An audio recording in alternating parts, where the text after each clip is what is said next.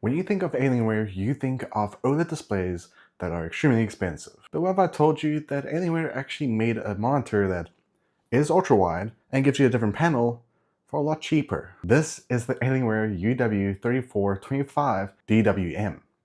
And this could be a good monitor for gamers, creatives, and also in general use.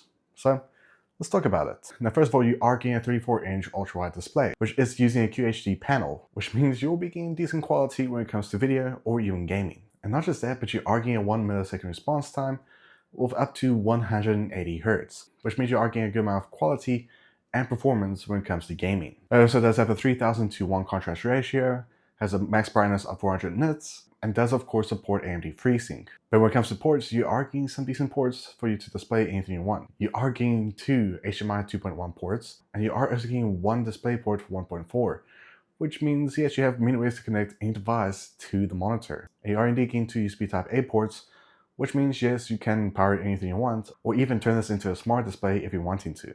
And when it comes to build quality, you are getting a solid build quality when it comes to the stand. It does support height and tilt adjust, and you are indeed getting a very sturdy stand, which I think is actually not too bad, even though the stand is made of a hard plastic.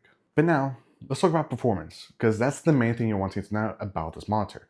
Can it perform when it comes to watching videos, doing gaming, and just general use? At first, we can also already see the video quality. Now, of course, do keep in mind, this is a 1440p display. You're not getting 4K quality, but you are getting a lot more compared to 1080p. Now, of course, when it comes to any type of display that is ultra-wide, you will get the border effect, which we have seen in the past from other monitors we have reviewed before. Now, something I do really like, you are getting over 1 billion colors that support on this display, so you can see more colors compared to other displays that are in the same range. And just to show some B-roll shots of different videos being played, you can see a decent amount of quality when it comes to watching videos. But you're not watching this review just to see what you can do with videos.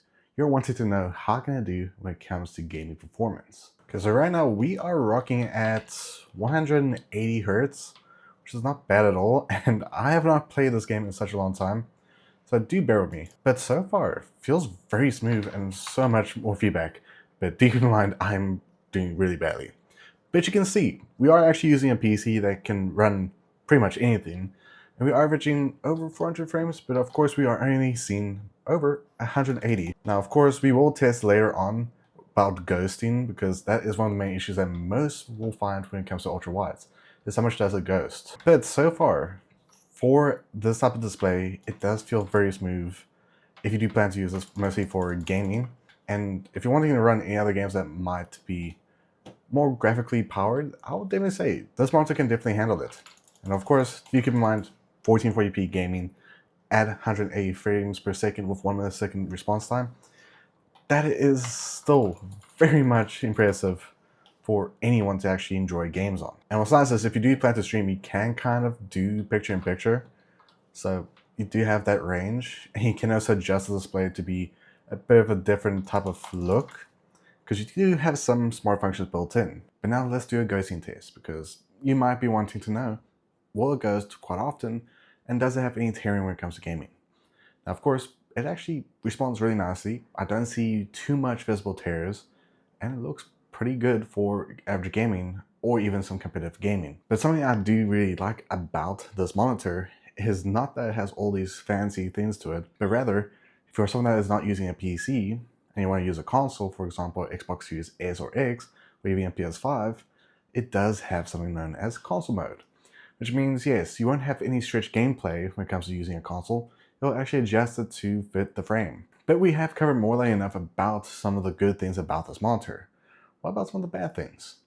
Now, there are 2 things that might be a downside for you when it comes to this monitor. Now, one is probably that it does not have swivel at all, and there are actually a lot of monitors out there that are a lot cheaper than this one that does have swivel included, which obviously it's not a big downside. It's not a big thing that many would actually be affected by, but it is something that can limit you when it comes to certain things. And a second thing that might be a downside for you, it does not have built-in speakers or even a headphone jack, which means yes, you will have to rely on audio coming from any other system that you'll be connecting to this monitor. So if your system or console does not have any way to output audio, you'll have basically no audio. But let's actually talk about the pricing and if I would recommend you to actually go for this monitor or not.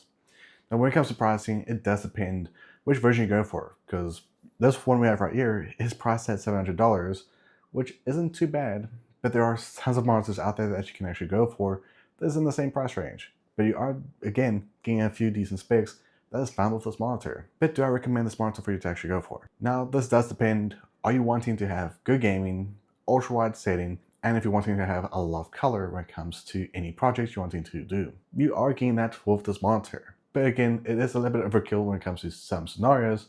But if you do plan to use this mostly for gaming, this is going to be the best option to actually go for if you're wanting to go for ultra-wide display from Alienware. But otherwise, do them in the comments below. Do you think you'll pick this up for yourself or not? But I hope you guys enjoyed. See you guys next one. Peace as always, every day onwards. Bye.